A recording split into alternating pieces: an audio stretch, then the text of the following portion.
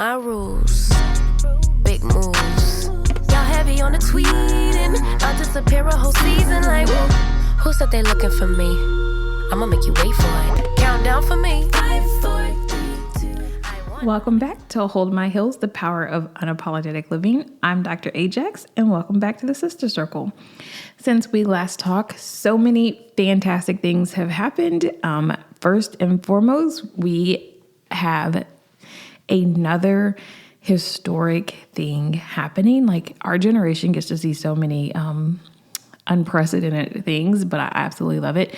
If you know me, you know that I love Shirley Chisholm, and she is one of the people that I admire and look up to and have really built my life around in regards to the way that I do leadership and the way that I try to present myself. So for Vice President, my soror, Kamala Harris, to be the presidential nominee for the Democratic Party is absolutely fantastic. So I know I told you a couple of weeks ago that you needed to make sure that your driver's license were up to date so that you could register to vote in the place that you're supposed to vote. And I did have a few people call me and be like, stop telling my business. But hey, like I said, me too, friend, me too. So I want us to absolutely think about the time that we're in. I really want you to think about the things that we've talked about in this podcast and see them playing out in real time in this world. We are seeing lots of things happen that are part of systemic racism, that are part of the stereotype threats that Black women go through as they're in leadership. I am excited for Vice President Kamala Harris, like beyond belief, but I also am keeping her in my prayers because I know that this is a time where her, not only will her record come into question, but so will her morality, so will her just personality. Everything about her will be trying to be torn apart. And I want us to be cognizant of that and not to fall into some of the respectability politics that are going on. Lots of people want to tone police her, which makes me sad because in a lot of spaces it is other Black women who are doing the tone policing. And I want us to really sit back and think about that, think about why we're doing those things. We should always question our leaders. We should always question their policies. We should always make sure that they are doing right by the masses. I need people to remember that just because she is a Black woman of Jamaican and Asian heritage does not mean that she is only for those people. She is for all of the American people, and she has to do right by all of us. America is her first priority, and then the world is her second priority, because we are supposed to be good citizens throughout the world, and she is supposed to support America's views on supporting the rest of the world. So as you think about that, I just want you to sit in that for a little bit and really take that in. Also, I would like to say that I am fully on board. I am balls to the walls for Tim Walz, our vice president hopeful. I think that his record stands for himself. Anybody who can be a teacher for 20 years and before that provide military service, I think he knows what he has going. And I think that we are in good hands beyond a shadow of a doubt. So I love that. Now, let's also talk about, we dominated in the Olympics. We completely went and did the best thing ever.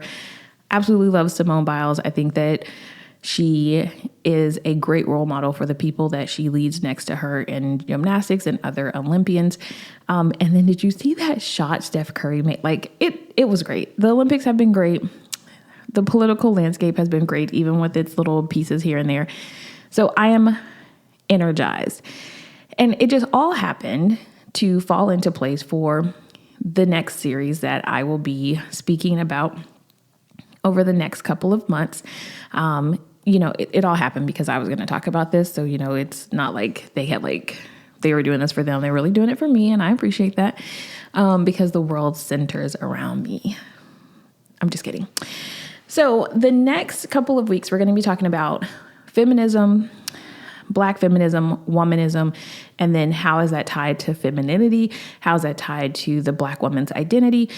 We will have some guest speakers come on. So it is going to be a full, robust learning experience. I will tell you that it's going to get a little heavy in the definitions and the history, because I really want people to understand what feminism is, why I consider myself a Black feminist, and how there are womanists who are also in the mix, and how that impacts the rest of the world around us. So if you've talked to me for longer than 7 minutes, or you've asked me for a bio, you know that I am a proud Black feminist. I have not always categorized myself as a Black feminist. I have always held what I believed was feminist values. As I did my dissertation, I really started to understand where I sat and where the turmoil was between me and feminism. And so I want to take you a little bit on that journey, because I think that it is important to know. Feminism is not a bad thing. Like, lots of people use it as a derogatory term, but feminism is not bad. And I need us to understand that. What I will tell you is that the reason that there have been fractures in feminism is because it was centered around privileged white women's wants and needs. It was really their way of fighting against the machine. And it didn't really support or identify the struggles of Black women and other women of color. Non-white women definitely benefited from feminism in some ways later in the movement, but not initially. And so we're going to get into that. And you know that I love common language, so I'm going to actually read some definitions to you, because I want you to see the difference. So feminism is the movement for the equality of women, advocating for their rights and challenging systemic gender-based discrimination. That's important to remember, because feminism is just about gender, right?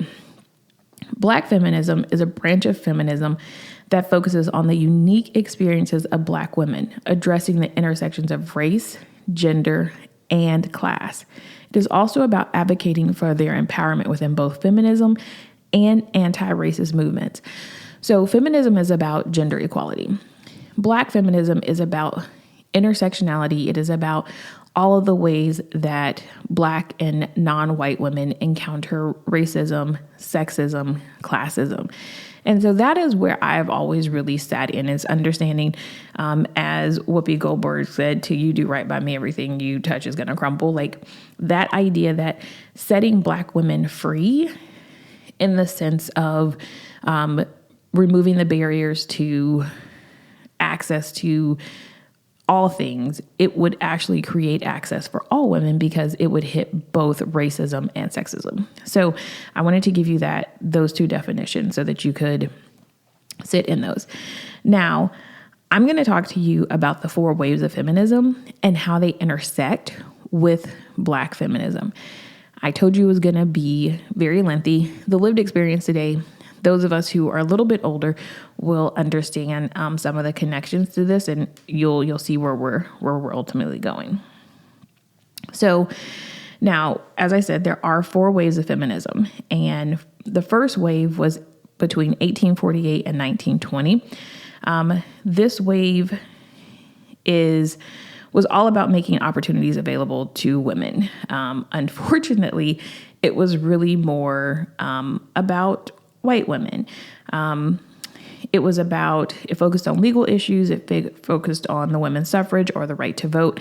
And that's why I say this wave was originally about white women, because white women were very upset at the time that Black men had been given the right to vote before them, which is kind of cringy, right? That they were like, not only do men get to vote, but Black men get to vote and I don't. And so it just really left a bad taste in a lot of Black women and non-white women's mouths, because it was like, you want us to come into the suffrage with you, but you're really highlighting how you feel like it's wrong that your privilege in being white did not supersede the privilege of being a man.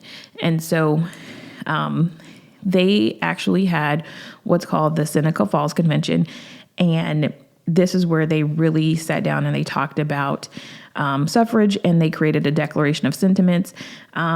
They really excluded Black feminists in the moment, like Sojourner Truth and Ida B. Wells, in their time there. Now, this wave of feminism ended in 1920 when white women were granted the right to vote. This did not include Black women or non-white women or other women of color. That right did not come for us until 1965 with the Voting Rights Act. So during this time, as white women were in this first wave of feminism, there were three main Black feminists who were very prominent. And when I explain to you who these women were, you'll understand some of the correlation. So during this time with the Seneca Convention, we had Sojourner Truth, which she is the one who wrote the speech, "Ain't I a Woman?"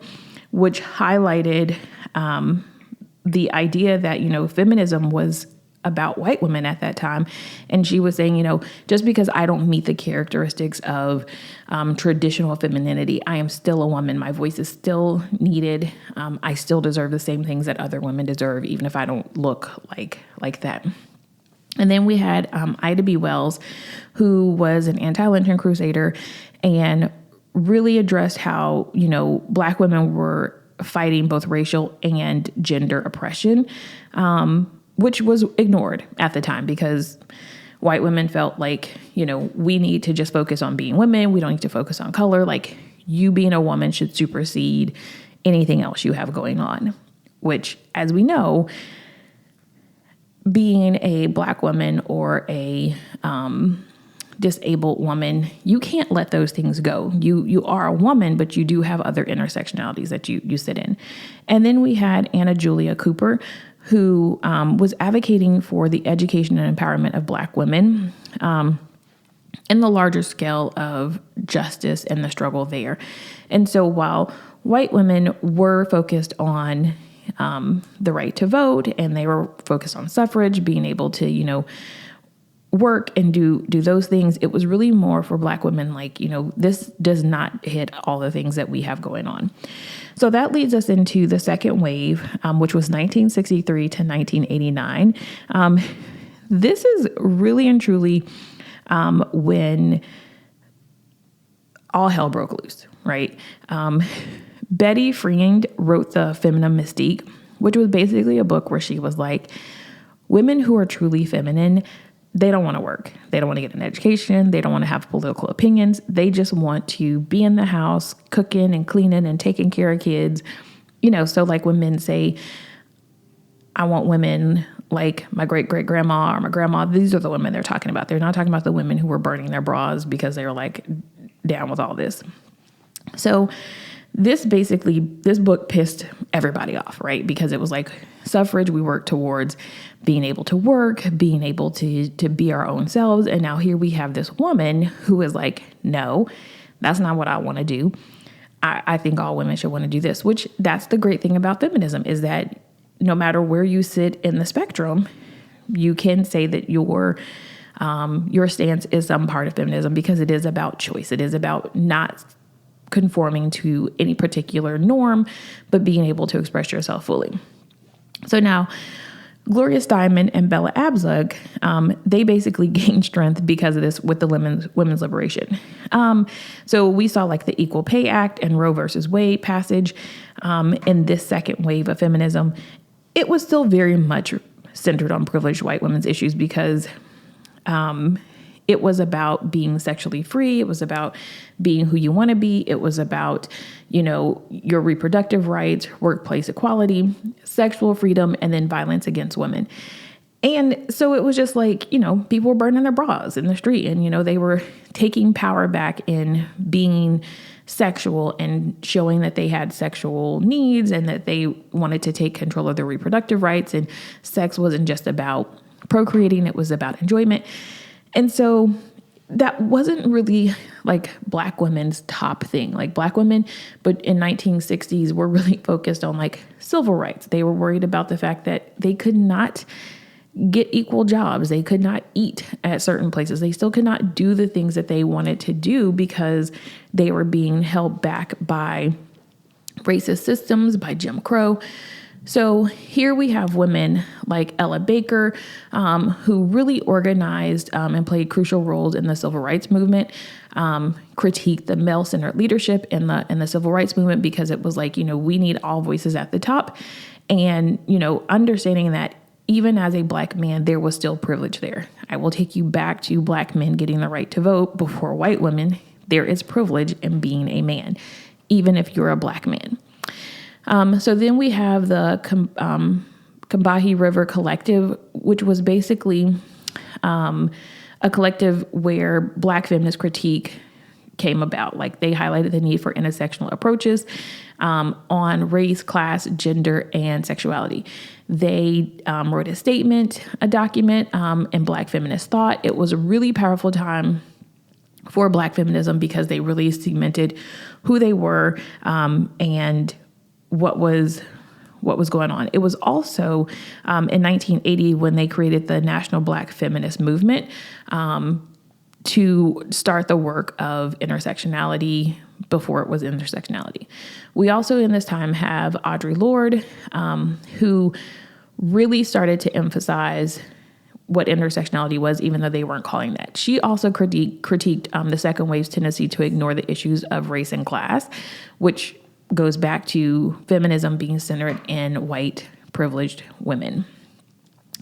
Everybody also started pointing out how it was one-sided. Like, Black women were being asked to do some of the work of feminism, but not benefit from it. And so we have women like Angela Davis, who came about and she really critiqued the feminist movement at its heart to say, it's not for everybody. We haven't hit the mark yet.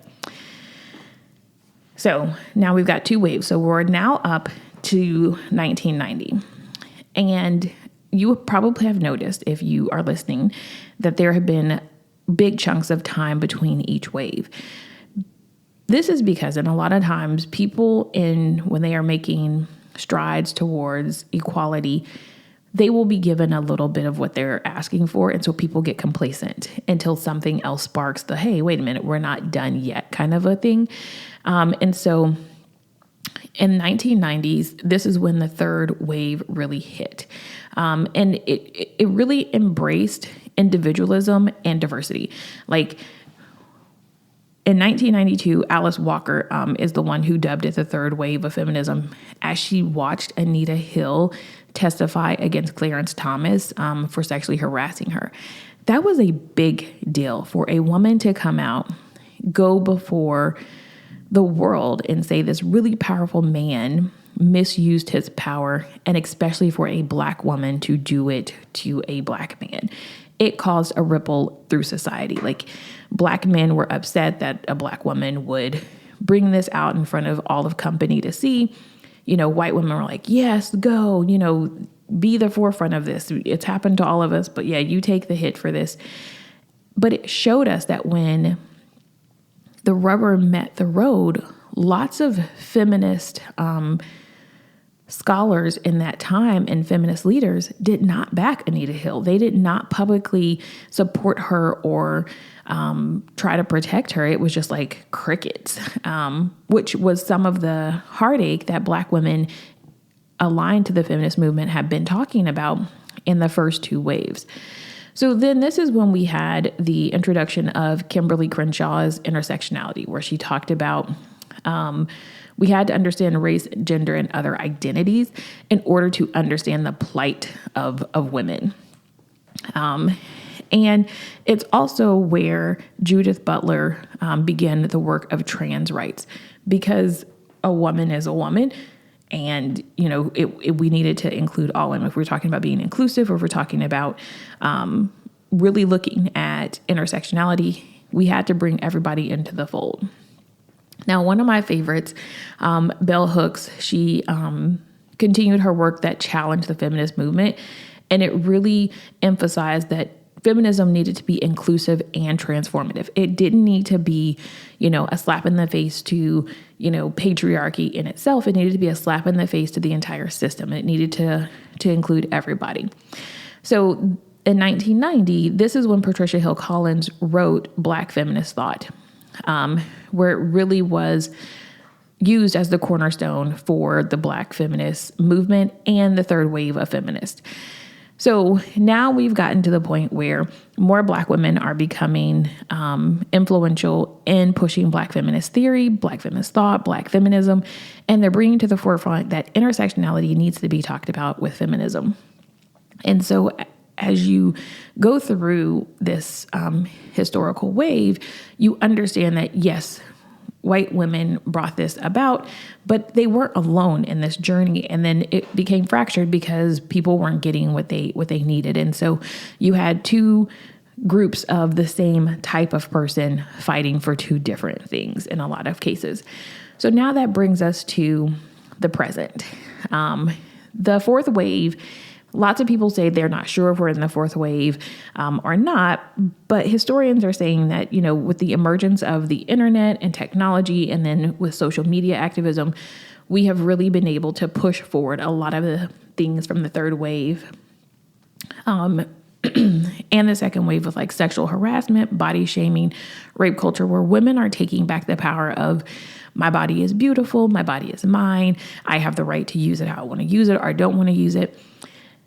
And they're saying that the emergence of the Me Too movement is really what's pushing the fourth wave. Women being able to bring down powerful men in ways that they hadn't previously been able to do. Women not being afraid of ruining their career for saying something. Going back to Anita Hill, that is basically what she did. Like she said, I don't care that I'm going to lose out on some things. This has to stop. And so now we have more women who are able to come to that. Now, in this fourth wave, we've seen the Black Lives Matter movement. We've seen one of my favorite authors, Brittany Cooper, Eloquent Rage. Like, if you have not read that book, read it, get it an audiobook. It's fantastic, Chef's Kisses, where she focuses on the power of anger as a catalyst for social change. And I think that's powerful because a lot of times when women start these movements, we're not pissed off.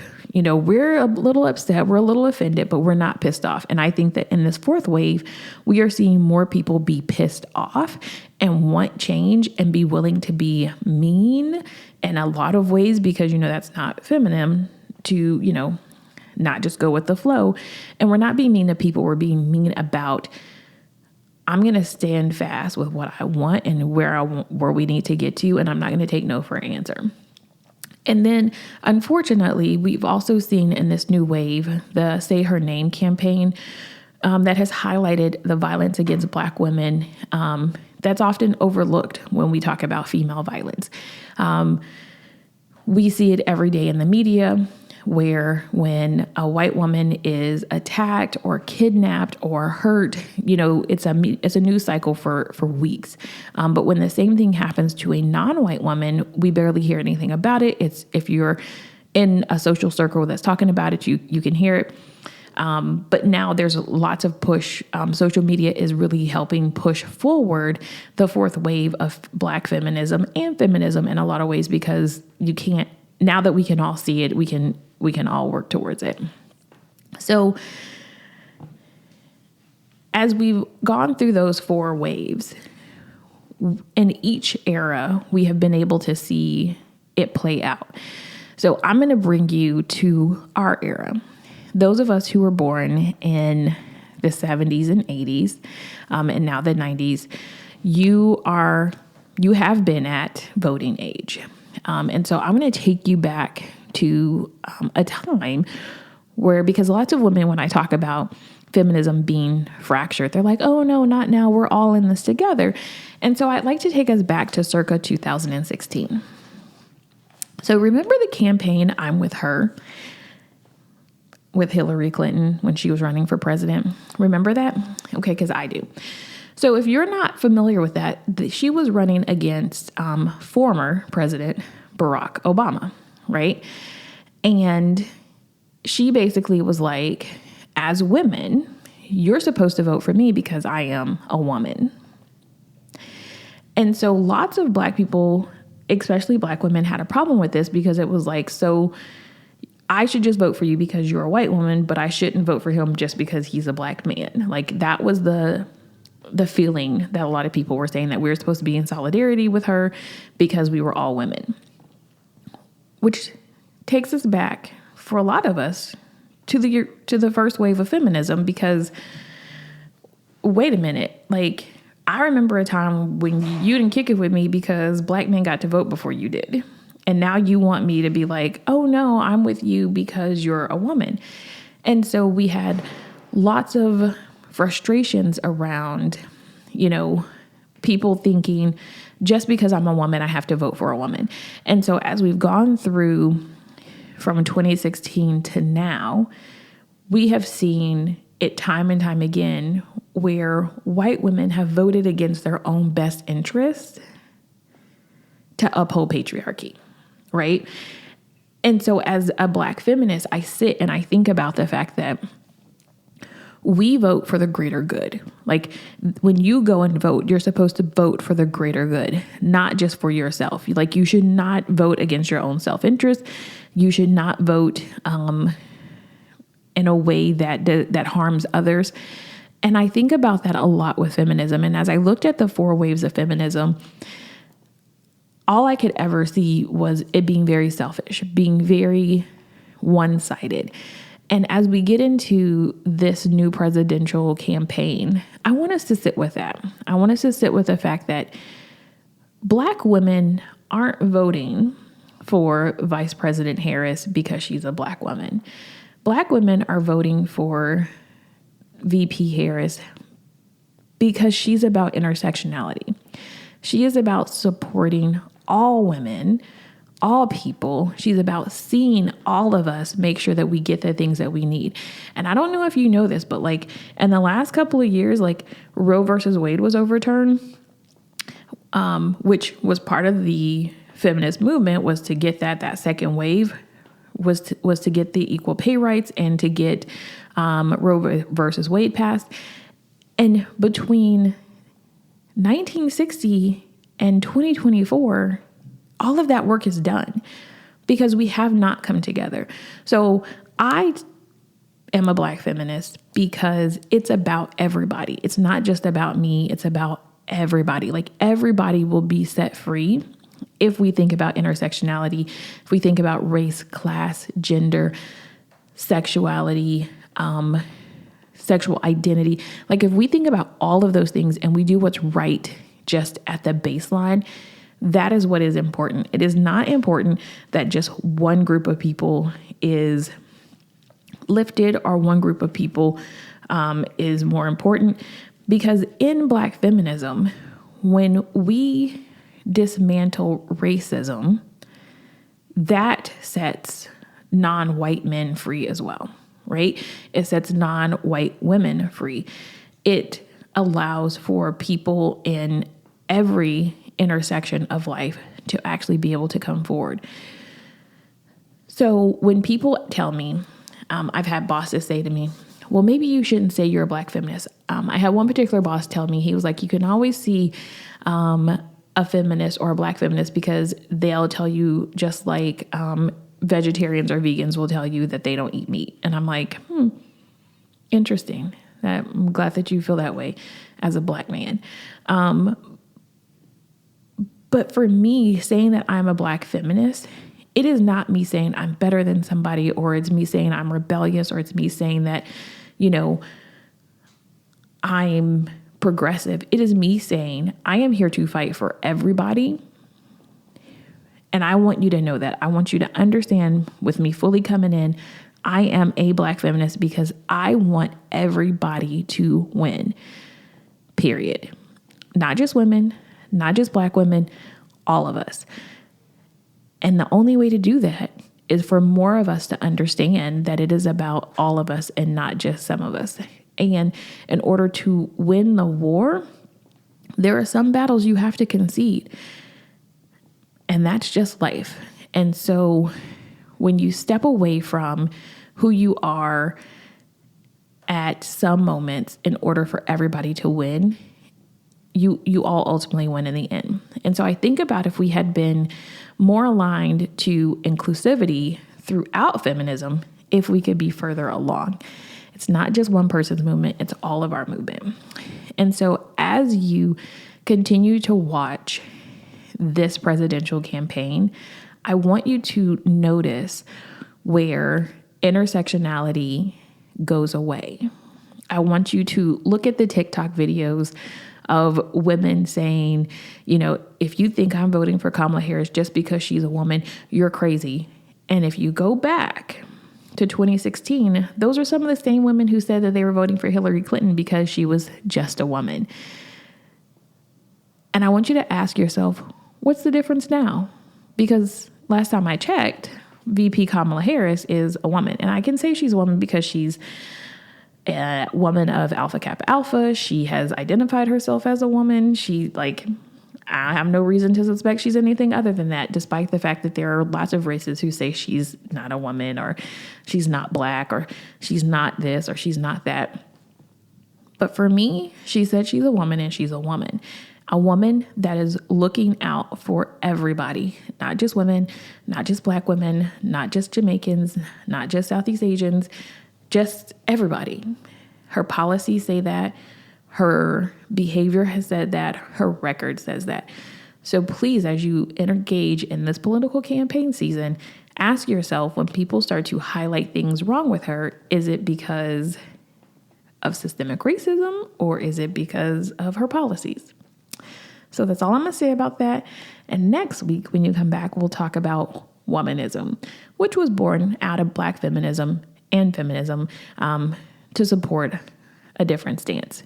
So until then, I need everyone to remember, every step you take is a testament to your strength and grace. Keep striding forward, hold your head up high, and never forget, you've got someone to hold your heels when it's needed. I hope you conquer your world today. Until next time, stay empowered, stay you, and slay in your own personal way. Yeah, I'm gonna make you